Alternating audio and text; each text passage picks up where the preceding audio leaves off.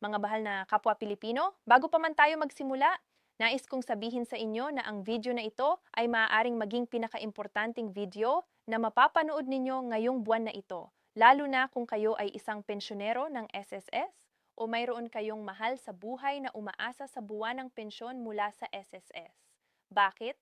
Dahil kung hindi ninyo malalaman ang mga bagong patakaran na ito, posibleng ma-hold ang inyong pensyon at maaaring hindi na kayo makatanggap ng inyong pera sa tamang oras. Hindi ito biro. Hindi ito chismis. Ito ay opisyal na hakbang ng Social Security System at apektado ang bawat isa sa inyo na kasalukuyang tumatanggap ng monthly pension. Kaya naman, pakinggan ninyo ng mabuti ang bawat salitang sasabihin ko sa video na ito dahil bawat detalye ay mahalaga para sa inyong benepisyo. Kung ito ang inyong unang pagkakataon na mapunta sa channel na ito, maaari kayong mag-subscribe na ngayon at i-click ang notification bell para lagi kayong updated sa pinakabagong balita tungkol sa SSS, GSIS, PhilHealth at iba pang benepisyo ng ating mga kababayan. At kung meron kayong kaibigan o kamag-anak na pensyonero ng SSS, pakishare na rin ang video na ito para makarating ang importanteng impormasyong ito sa kanila. Ang isang share mo ngayon ay maaaring makatulong sa isang lolo o lola, isang tatay o nanay na hindi maantala ang kanilang pensyon. Kaya huwag nating hayaang mag-isa silang harapin ang pagbabagong ito nang hindi sila handa. Ngayon, simulan natin. Ang Social Security System o SSS ay nagpapatupad na ng isang bagong Unified Disbursement System. Sa madaling salita, binabago ng SSS ang paraan ng pagpapadala ng monthly pension sa lahat ng mga pensyonero sa buong Pilipinas. Ang layunin ng bagong sistemang ito ay siguraduhin na ang tamang tao lamang ang nakakatanggap ng tamang halaga ng pera sa tamang oras at sa tamang paraan. Mukhang simple lang pakinggan, pero ang katotohanan ay maraming pensyonero ang maaaring maapektuhan kung hindi sila mag-iingat at mag-aaksyon agad. Isipin ninyo ito, maraming taon kayong nagbayad ng kontribusyon sa SSS. Buwan-buwan, ibinabawas ang inyong sweldo para mapunta sa inyong SSS contribution. At ngayon, pagdating ng panahon na dapat na ninyong matanggap ang inyong karapatang benepisyo, ayaw ninyong maantala iyon dahil lang sa isang maliit na problema sa inyong bank account o sa inyong mga record sa SSS. Kaya naman, napakahalaga ng video na ito para sa inyo ngayon. Ayon sa pinakabagong impormasyon mula sa SSS, ang lahat ng pensyonero na tumatanggap ng kanilang buwanang pensyon ay kailangan ng tiyakin na ang kanilang nakalista na bank account sa SSS database ay aktibo, verified at tiyak na tama ang lahat ng detalye. Ano ang ibig sabihin nito? Ibig sabihin nito, kailangan ninyong suriin kung ang inyong pangalan sa inyong bank account ay eksaktong kapareho ng inyong pangalan sa inyong SSS records. Kailangan ding tiyakin na aktibo ang inyong bank account. Ibig sabihin, hindi ito natutulog o hindi napapanahon na. At kailangan din na verified ang account na ito sa SSS system. Napakaraming pensyonero ang hindi alam na may ganitong pagbabago. At dahil dito, marami ang maaaring mabigla kapag hindi dumating ang kanilang pensyon sa inaasahang petsa. Hindi natin gusto iyon para sa inyong pamilya. Hindi natin gusto na maabala ang isang lolo o lola dahil lang sa administratibong issue na maaaring maayos ng mas maaga kung alam lang nila ang gagawin. Para sa mga pensyonero na tumatanggap ng kanilang monthly pension sa pamamagitan ng Land Bank of the Philippines, ang isa sa mga pinakasikat na bangko para sa mga benepisyaryo ng gobyerno, kailangan ninyong kumpirmahin ang inyong impormasyon. Maaari itong gawin sa pamamagitan ng SSS online portal na kilala bilang My SSS Portal o personal na pagbisita sa pinakamalapit na SSS branch sa inyong lugar. Ang proseso ay hindi masyadong komplikado, pero kailangan itong gawin ng mas maaga para maiwasan ang abala sa susunod na release ng pension. Ganoon din ang sitwasyon para sa mga gumagamit ng Development Bank of the Philippines o DBP at Philippine National Bank o PNB. Ang lahat ng mga ito ay kabilang sa mga bangkong pinagkakatiwalaan ng SSS para sa disbursement ng monthly pension.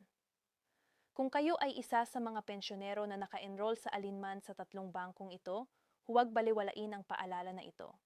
bisitahin ang SSS portal o pumunta sa SSS branch at i-verify ang inyong bank account details ng personal. Ngayon, nais ko ring pag-usapan ang tungkol sa mga pensyonero na gumagamit ng mga digital platforms para matanggap ang kanilang pensyon. Oo, posible na rin ngayon na matanggap ang SSS pension sa pamamagitan ng GCash at Union Bank. At para sa mga gumagamit ng dalawang digital banking platform na ito, may hiwalay ding proseso ng verification na kailangan ninyong sundin. Hindi ito katulad ng traditional na bank verification. Kailangan ninyong tiyakin na ang inyong GCash account o Union Bank account ay fully verified at nakakonekta sa inyong SSS records ng tama. Para sa mga gumagamit ng GCash, mahalagang tiyakin na ang inyong GCash account ay fully verified na, hindi lamang basic verified. Ang fully verified na GCash account ay nangangailangan ng valid ID at ilang personal na impormasyon. At ang inyong pangalan sa GCash ay dapat na eksaktong kapareho ng inyong pangalan sa SSS. Para sa Union Bank, katulad din ang proseso. Kailangan ninyong tiyakin na ang inyong Union Bank account ay nakakonekta sa inyong SSS records ng wasto. Kung may kahit na anong pagkakaiba sa mga detalye, maaaring ma-hold ang inyong pensyon. At dito natin maabot ang isa sa mga pinakaimportanteng bahagi ng video na ito. Ang SSS ay nagpapaalala rin na ang pagbabayad ng pensyon sa pamamagitan ng tseke ay malapit ng itigil. Oo, kayo ay nakarinig ng tama. Kung kayo ay isa sa mga pensyonero na hanggang ngayon ay tumatanggap ng kanilang pensyon sa pamamagitan ng tseke, kailangan ninyong mag-enroll na sa isang bank account o digital wallet ng mas maaga. Ang SSS ay tuluyan ng ititigil ang paggamit ng tseke bilang paraan ng pagbabayad ng pensyon.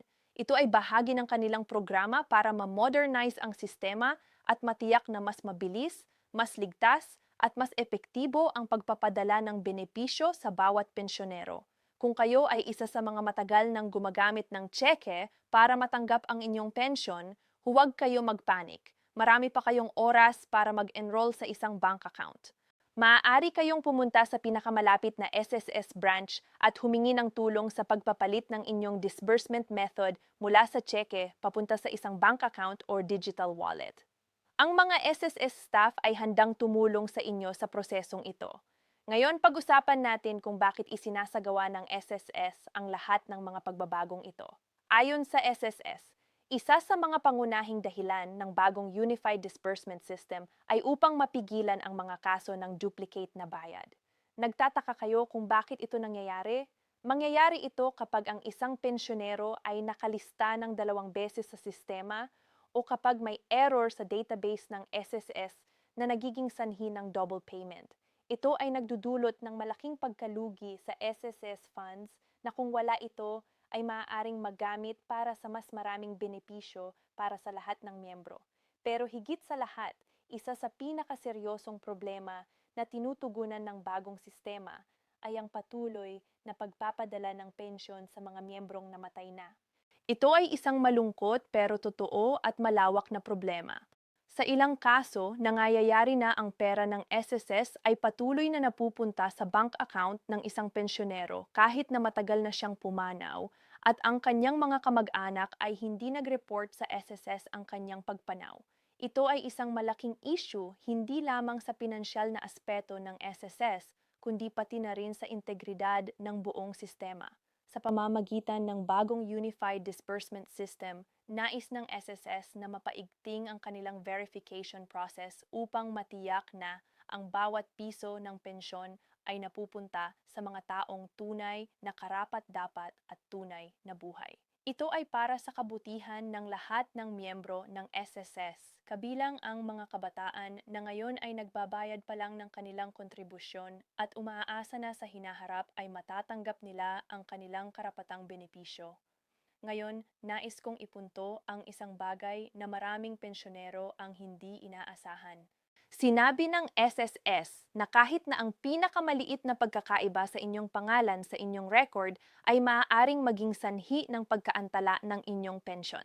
Halimbawa, kung ang inyong pangalan sa SSS records ay Maria Santos, pero ang inyong pangalan sa inyong bank account ay Maria T. Santos, na may middle initial, maaaring may problema ito sa sistema.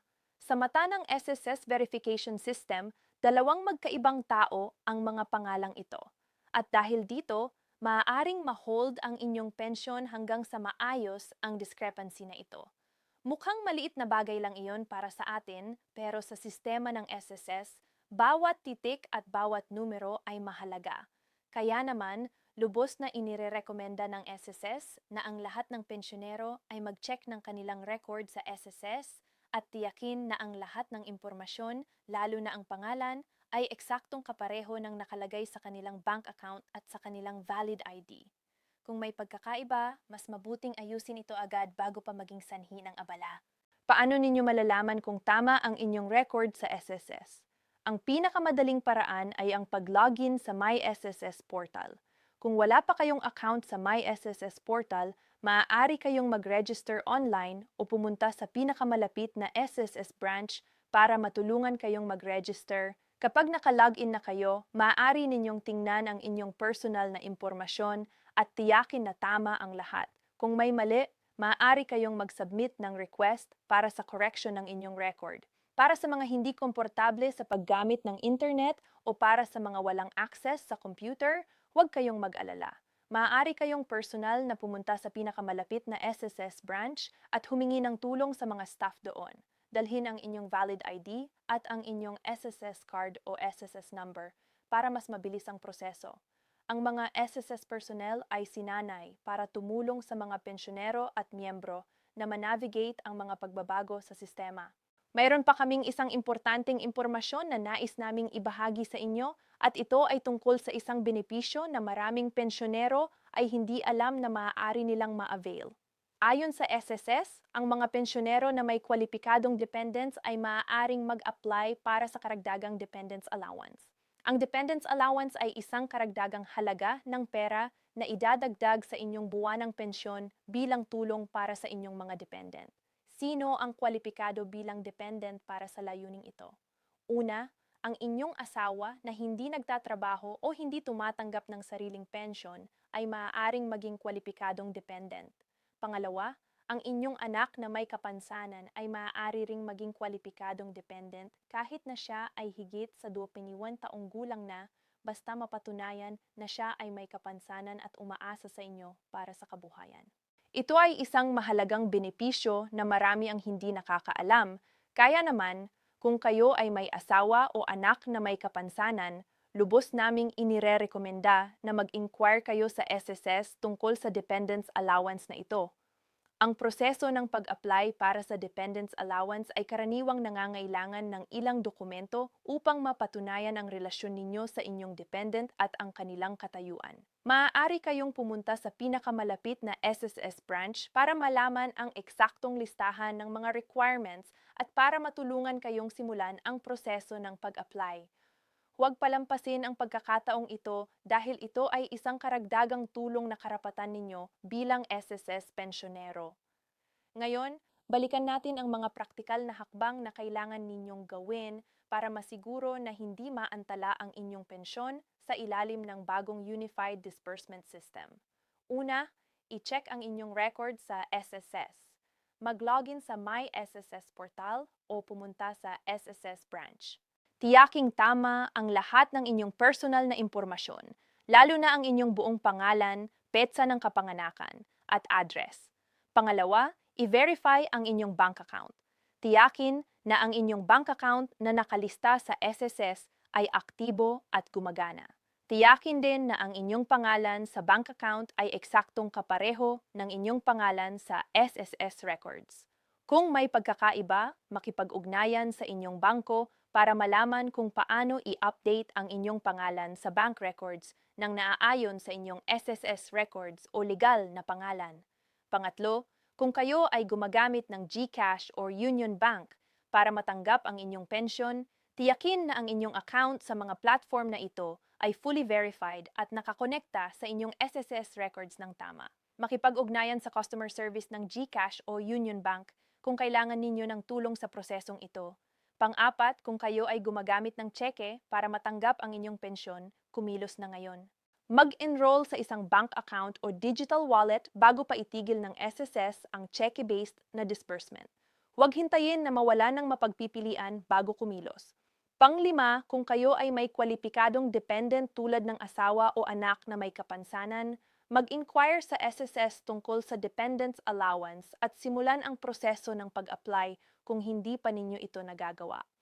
At pang-anim, manatiling updated sa mga pinakabagong anunsyo ng SSS. Ang SSS ay regular na naglalabas ng mga advisory at update sa kanilang opisyal na website, social media pages, at sa pamamagitan ng media. Siguraduhing nakasubscribe kayo sa tamang mga channel para laging makatanggap ng pinakabagong impormasyon. Napakaraming pensyonero sa buong Pilipinas ang umaasa sa kanilang buwanang pensyon mula sa SSS bilang pangunahing pinagkukunan ng kanilang kabuhayan. Para sa marami, ang buwanang pensyon ang nagbibigay sa kanila ng pagkain sa hapagkainan, nagbabayad ng kanilang gamot, at tumutulong sa iba pang pangunahing pangangailangan. Ang isang buwan na pagkaantala ng pensyon ay maaaring magdulot ng malaking kahirapan sa isang pamilya.